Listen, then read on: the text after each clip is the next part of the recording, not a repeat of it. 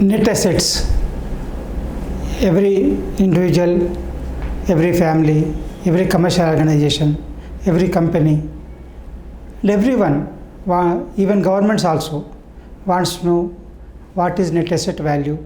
Means net asset means the value of assets less the liabilities to acquire the such assets.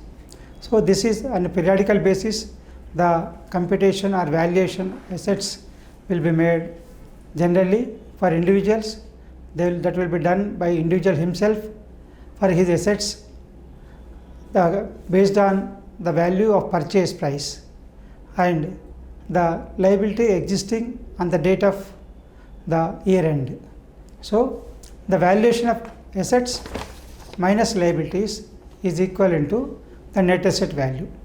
Net asset means any addition to the asset above the next previous year is additional new assets acquired. But we have seen so many people, whose income is less than their expenditure, the net assets will come down because of losing the assets held earlier, maybe cash or savings or assets or deposits or anything whatever. Because of that, the assets will come down. So it is a primary responsibility, primary duty of every individual to calculate his net asset value at least once in a year. It is better if they compute every month so that they can know how much is addition to their net assets. Means that is assets minus liabilities. Suppose a person has purchased a house of 50 lakhs, on that there is a loan of 30 lakhs. The net asset value is 50 lakhs minus 30 lakhs is only 20 lakhs. Suppose in the next year, the building value is same 50 lakhs, the loan has repaid, now the loan is only 20 lakhs. Now the net asset value increased to 30 lakhs, 50 minus 20 is 30. So these savings or his additional asset is 30 lakhs. So that will give encouragement to every individual. In the same way, every commercial organization wants to know its net asset value. That is the value for the capital introduced. Maybe it is a capital, it reflects the capital introduced and profit earned during the period. So that is total assets minus liabilities is net asset value. There are two ways. One is the cost basis and another is market value basis. Market value basis is always dangerous because the market may change, the market's conditions may change, the value may come up and down. So there should be one basis, that is cost basis should be the better one to compute the net asset value for any purpose. So what needs to be done to calculate the net asset value? First is identify all the assets. Means how many assets you are having, maybe bank deposits, building, insurance policies, vehicles, and all this you list out the assets what you are having, and from that you reduce the loans liabilities against those assets or any other, even loans, even for functions also there may be expenditure but loan will be there for conducting a function. The education, children education is there. You are you have taken a loan for children education. It is not an asset, it is an expenditure. So that will add liability. So when your total of assets minus liability or loans is positive, means assets are more than loans, is you are in somewhat comfortable position. And if the loans are more than your assets, that is you are in loss position, means you may become default anytime in future. So it is better for everyone, even individual or commercial organization or government or everyone who deals with money has to compute or calculate the net asset addition made during the year or reduction in assets during the year. That may be better if it is yearly, I stated earlier, monthly once, quarterly once, 6 months once, or yearly once. The ultimate the result is to know how much you have earned additionally or how much liabilities increase additionally to know the position.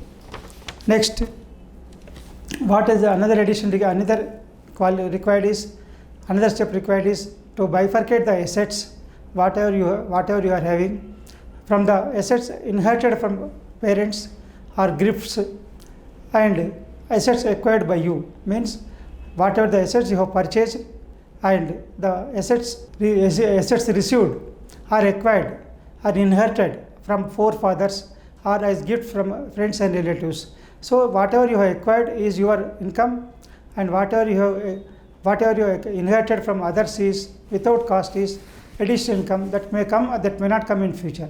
So whatever you have purchased with your own sources, that is addition to the asset, and whatever the amount assets received through inheritance or gift or any love and affection should be treated separately. Of course, it may be your asset only, but it is unearned asset. So that should be treated separately to calculate the real growth of your net worth. Net asset is nothing but net worth of an individual or a commercial organization, based on which the commercial value and for which the loans may be granted or the image of the company or commercial organization will be improved. And next we have to bifurcate the assets into liquid cash, deposits, shares, bonds, insurance policies, and other assets of properties, lands, gold, vehicles. All these are to be listed out along with the value of purchase, along with the cost of purchase, the price paid to acquire those assets. And also, I stated earlier, to identify, to calculate the liabilities against such assets, means housing loan for house, vehicle loan for vehicle, and gold loan for gold. All these assets liabilities should be treated, kept aside, means computed separately, to know the total liabilities. And also one more thing required is disputed assets. There may be disputed assets for every case, may be dispute with partners or inheritance, family members, or some dispute may be there with neighbors. All this may result into some disputes. So identify all these assets and value paid to on such assets also to be taken into consideration for calculating the net asset value. Of course, the liability may be nil, but there may be a possibility of losing the asset also in future.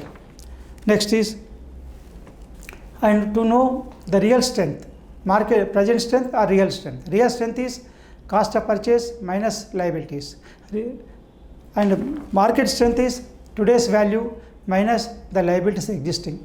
So the market value minus liabilities existing is market value of assets, and that net asset value, and it's the cost of purchase is minus liabilities, actual liability existing is the real strength.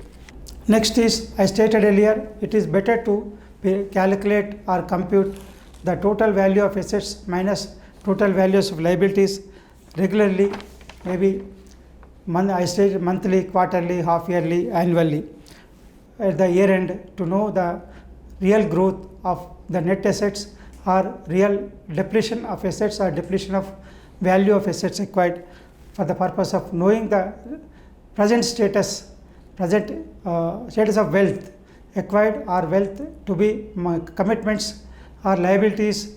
All these are to be to understand the performance. It's better to have net asset value estimation calculation. And as I stated earlier, every year compare the increase in net assets to know the addition made or addition assets acquired or deletion or reduction of assets acquired during the year. It is to why we require the net asset value computation, net asset value calculation. To know the liabilities, we can plan for repayment of liabilities, maybe loan installments, commitments, guarantees or commitments, all these things, to know that and to prepare to repay the loans on time in advance, or to close the loan accounts premature, means earlier Also, it requires the estimate calculation of net asset value of the assets held by individual, commercial organizations, or any entity also, and every entity. And finally, financial strength is a good reason for psychological health, mental health, and happiness and comfortness, not only to the individual, company, but also to the members of the family, employees, customers, investors, and everyone. So it is advisable to have net asset more than the liabilities. Means there should be a surplus of assets over liabilities.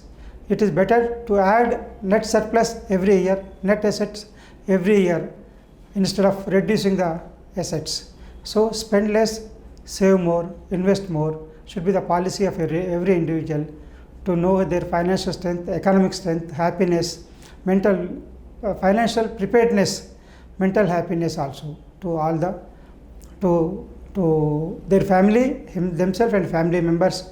And mental financial preparedness always gives happiness, comfortness, not only to the individual but also to the other persons concerned, maybe family members, consumers, purchasers, suppliers, employees. Everybody will feel comfortable if the surplus is there and preparedness is there and comfortness is achieved.